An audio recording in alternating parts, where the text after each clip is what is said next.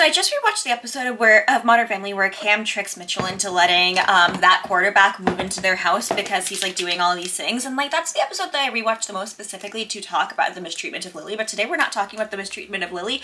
We're talking about the B storyline, okay? Because you know what the B storyline is that I completely forgot about because the A storyline is so difficult for me to deal with.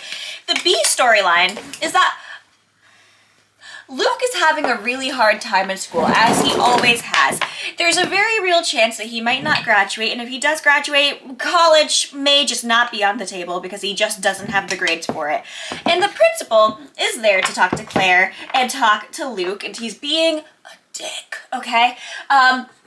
And like then this girl who's like the newspaper reporter for the school is like, hi, can you like tell me what you think about the fact that the like last president is actually dropping out of like school, like I can't remember, but basically Luke decides that he is going to run for class president, and he's specifically going to do it so that he can put his mind to something, so that he can have an extracurricular activity that will be like smiled upon by colleges, so that he can do all these things. And I would actually like to bring up the fact that we know a lot about Luke, and we know a lot about Luke's extracurricular activities, and while technically none of them are an in-school extracurricular activity, he does enough extracurriculars that he would be able to fill out a pretty good college resume, because he is doing filmmaking way more than Manny does. He's doing magic, he's doing gymnast stuff, he's doing the dancing. Like Luke does so much that would count as an extracurricular. I don't think I actually stirred this enough, so I'm stirring one piece of ice in so I can try and stir it before it gets too cold.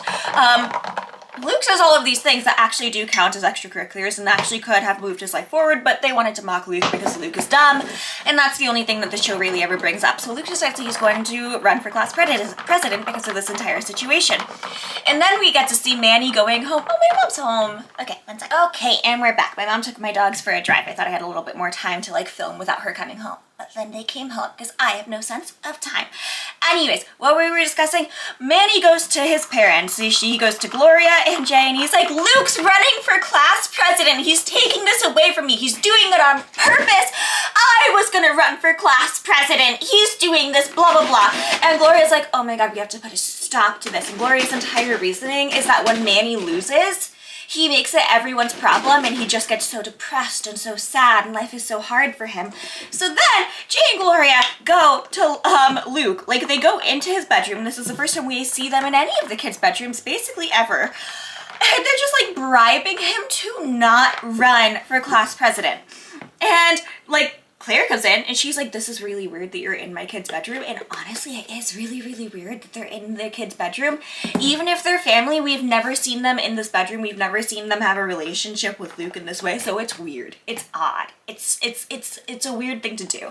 And they're literally trying to intimidate Luke. And Luke is like, yeah, they're trying to like bribe me into not running for class president. And Jay's like, well, I'm the patriarch, so like I say that Luke isn't gonna run. And the entire episode becomes this competition between Luke and between Manny, where both parent sides are forcing the kid to become the other kid. So because that's how they'll win. And the part that gets to me so much is that the entire thing happens because Manny is never told he doesn't deserve things if he's trying for them. He's never told, like literally in this episode, Gloria says, if you don't basically become Luke, you're gonna lose. And Manny's like, but you never told me I'm gonna lose. And she's like, yeah, well, in this situation, you're gonna lose. And Manny can't believe that his mother would ever tell him that maybe he'll lose at something or maybe he won't be able to succeed at something. And Manny's big feelings become such an issue over and over and over again with this. And this is like such a key one because here's the thing. Backstory. 2 pieces of backstory. Important backstory, I feel. Okay. When I was in high school, there was like a hierarchy for school theater where like if you were in this show for a couple of, like the musical show for a couple of years, by your senior year, you were going to get a pretty good part. And I did everything I possibly could in theater to really, really try to get a good part. And by senior year, I dropped out of marching band so I could do the fall show, specifically for two reasons. One, because I really, really, really wanted to show how dedicated I was to theater. And two, because I had a major falling out with my co-captain of it, because we were both captains. But she said that she was more worthy of captain because she had been there for 2 weeks more than I had in our freshman year when I didn't know what color guard was yet. So I was like, we have had the biggest falling out ever. You have turned a lot, like, I wouldn't say turned a lot of people against me. I wasn't friends with those people, but boy, did she do stuff, to specifically hurt me. And I did stuff to hurt her too. I am not innocent, I'm just not as guilty as her. So anyways, I let her have marching band because I didn't feel like fighting her for an entire semester. I went into the school show, and in the school show, like, fall show, wonderful.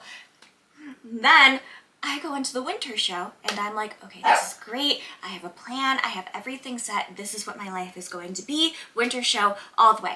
This bitch decides that she's going to go for the winter show. She's never done any of the theater stuff before, but senior year, all of a sudden, she's decided that she wants to. And she's the music teacher's entire favorite. So boy, does that suck. And there was a part of me that literally was like, well, I deserve a better role than the one I got. I deserve it. And a huge part of that is because my father really told me that I would deserve, like, the role I was getting, and that I should, if I don't get like a lead, then I'm dropping out so I can focus on applying to colleges and all this stuff. And I did end up dropping out of the musical, and I do stand by that choice for two reasons. One, the lead went to a freshman. And two, the secondary romantic lead in Anything Goes went to my nemesis, who I dropped out of marching band so that she could have the entirety of marching band, and then she still decided to take over the musical theater, and I could not do it. I had gotten a pretty okay role, and I just still could not do it because I would rather have stabbed myself in the foot than do anything near her ever again. So that's what happened, okay? And I had this big sense for a couple of years after of I really deserved that role, or a role, a better role in that show. And honestly, maybe I didn't. I wasn't the best singer in the entire world. I think I did, like, deserve for my work a bit more of something, and I think that it is bullshit that the teacher decided to give the lead role to a freshman. Because the last time that he had done that in one of the shows, that did not turn out well. Because the freshman was not understanding of any of the rules of this. But that being said, we're going into the second story now because I had two stories to bring up. The second story is when my friendship with my absolute best friend post-college was ending during COVID times, because she had genuinely started becoming a worse friend. Actually, this wasn't even when the friendship was ending. This was when I was starting to think of pulling back from the friendship. And it was because of three things. One, she was really considering cheating on her boyfriend.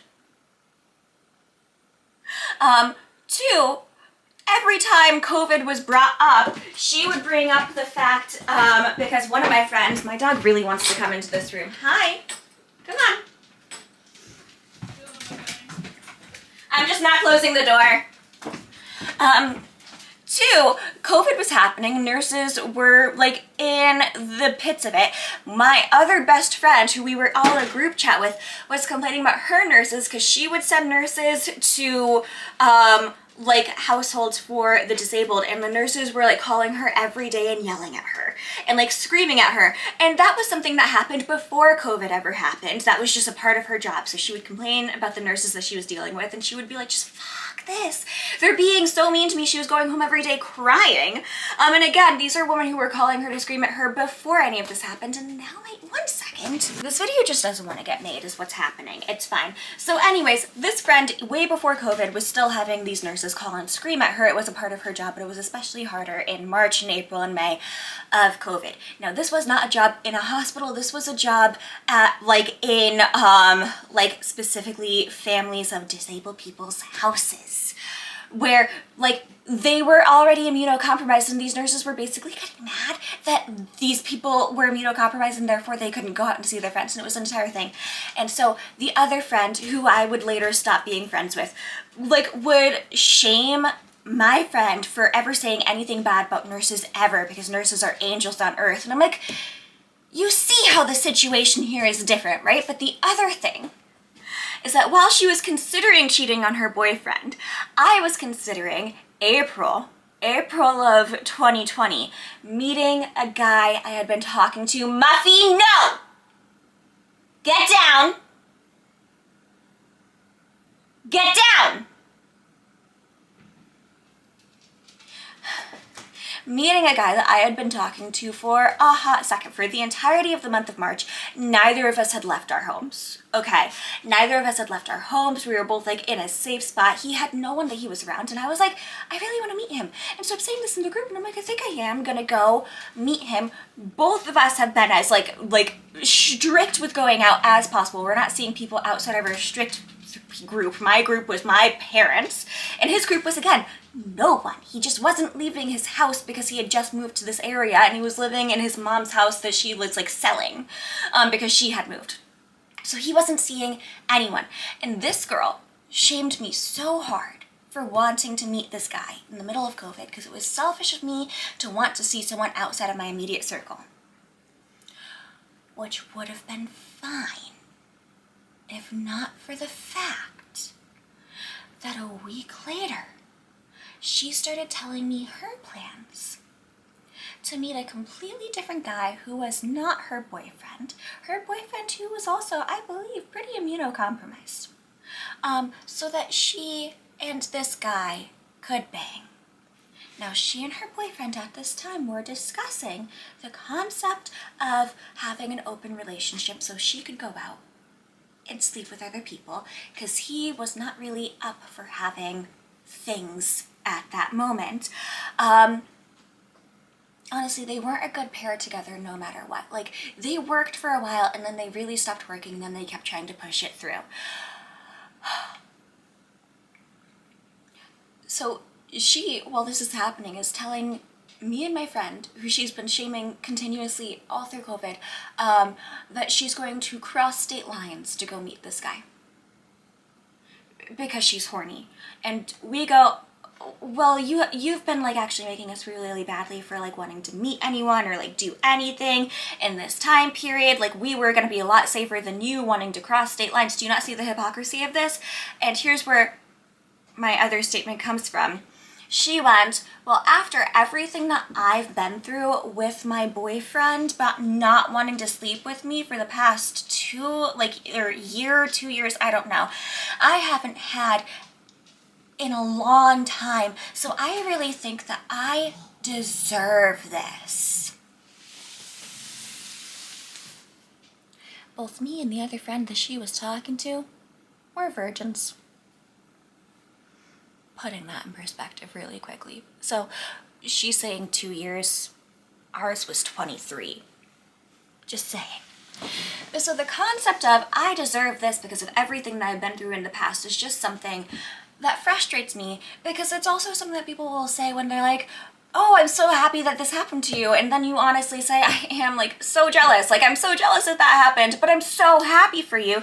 And then that person will go, well, after everything that I've been through, I just feel like I deserve this. You know, I've been through so much in the past couple of years, and I feel like I deserve this. And it's like, I'm not saying that you didn't deserve it, but the way that you're saying it kind of implies that no one else would deserve it if they haven't been through as much as you have. And that's an issue that I have. So, back to the Manny of it all. We have done the lore drop. Back to the Manny of it all. And again, on both of those friendships, two sides of both stories, no one is not at fault in that situation, like the friendship ending. There were two sides. Both sides were at fault for a friendship ending, because honestly, there's always two sides of a friendship ending. That being said, Manny is consistently told that he deserves things. In this case, where he is like coming home and saying, Luke's doing this and I can't believe that he's doing this and this is so selfish of him, when Luke is just trying to make sure that he can maybe go to college next year, and Manny just wants to win at something. I would say that if I had to decide on someone who's more deserving of the situation, it would probably be Luke, but in the rights of this, no one deserves anything until the class puts it to a vote. Like, this is literally a situation where the people, the classmates, decide who is going to win president. And both of them are still acting like they deserve it, just based not on even like their merit, just on their desire to be this thing. And that's so fucking annoying. And it would be a great teaching moment for the parents. And again, I lived this situation where I'm told that I deserve things that really maybe I didn't deserve, and I look back and I go, oh, that's like really embarrassing. Still stand by dropping out of that musical. Would not have survived. Would not have survived. But like, my concept and reasoning for like dropping out were literally, I deserved this and I didn't deserve it. Did deserve a better friend in a little bit. But like the other things, you don't deserve anything ever. Like, you do, but you don't. And if you say that you deserve something when it's like up to the will of somebody else, there is a certain line of things where it just kind of becomes shitty. And Jay and Gloria literally knew how Manny would react if he lost the presidency.